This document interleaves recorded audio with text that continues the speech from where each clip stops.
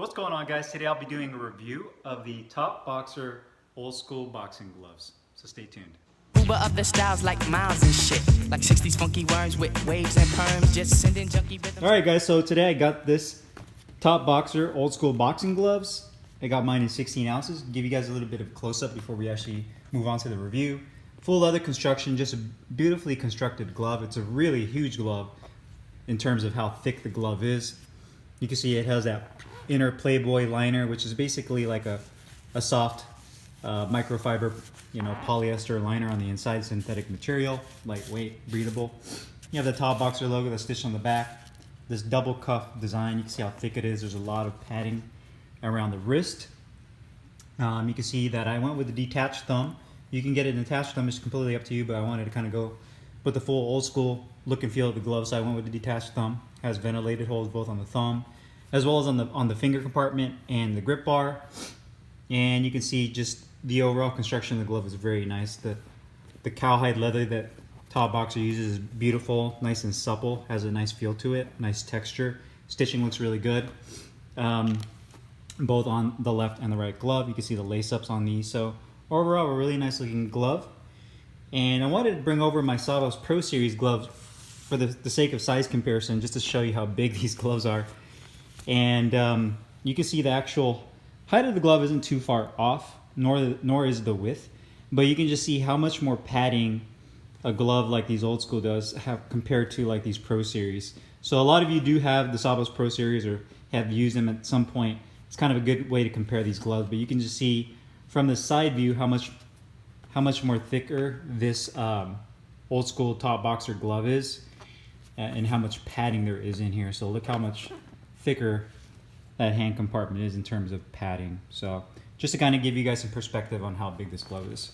And then onto the weight of the glove. Let's put these on the scale. We'll start off with the left glove first, see how much these weigh. And the left glove is at 15.6.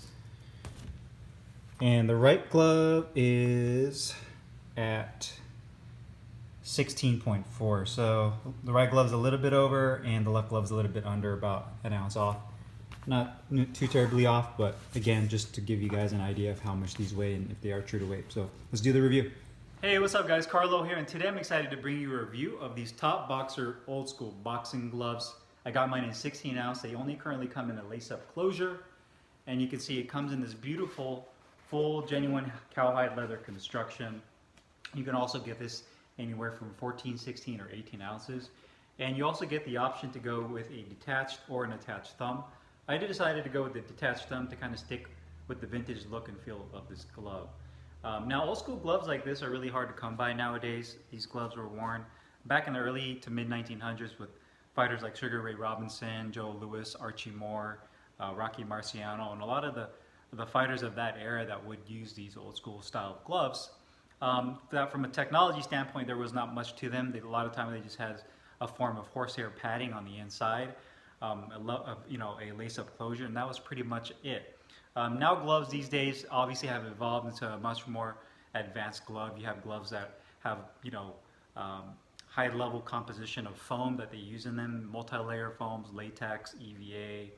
I mean, they still incorporate horsehair, and then obviously the wrist supports have changed a lot. You have now a lot more Velcro training gloves rather than just lace-up style, but you have a lot more variety and more technology built into these newer style gloves. So it was really nice to see that Top Boxer decided to kind of bring back this old school type of glove, kind of reminiscent of like Ray Flores that used to make some of these old school gloves, but they're no longer out there to be bought by the consumer. So it's really cool to have this. Now, Top Boxer, if you're familiar, makes the Win One, which is kind of the Japanese-inspired winning style boxing glove. They also make the Alien series glove I did a review on, which are their Mexican iteration, kind of like a Grant-inspired style glove. And Top Boxer makes some excellent equipment. I have never had any issues in terms of the quality of their gear as well as their customer service. So, I was really excited to do a review on these just because they're such an intriguing looking glove.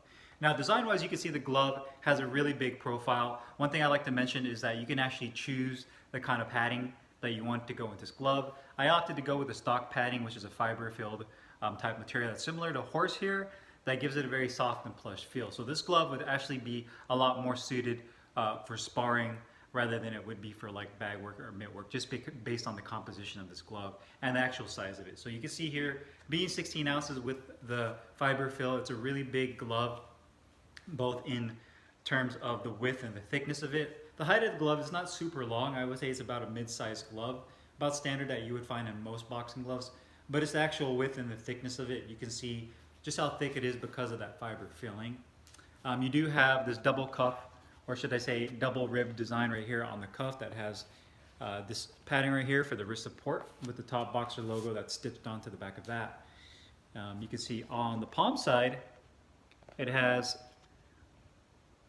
the leather stitched onto the sides of the wrist right here. You also have another area of extra padding, almost reminds me of like a Muay Thai glove, where you have about 1/8 of an inch of padding along the edge of your hand right here to use to parry shots. So that's a nice added feature that they added right here, as well as a pretty medium-sized grip bar. You do have ventilated holes.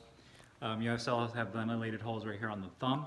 One thing you notice when I'm showing you the palm side here is how thick this fiber filling is. It's so thick that it almost reaches to the front palm side of the glove where this piping is at. So you can see how thick that is, just to kind of give you guys an idea. You can see it does have that detached thumb that offers you a little bit more flexibility. Now people, obviously, if you're sparring with this, a lot of people will say, well, you can stick somebody in the eye with that, but you also do have the option to go with an attached thumb. So that's completely up to you.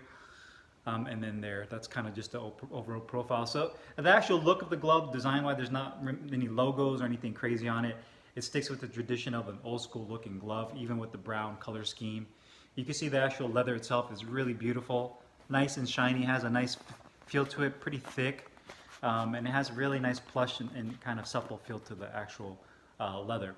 Now the comfort of the glove when you put these on, even with my hand wraps on, were really tight.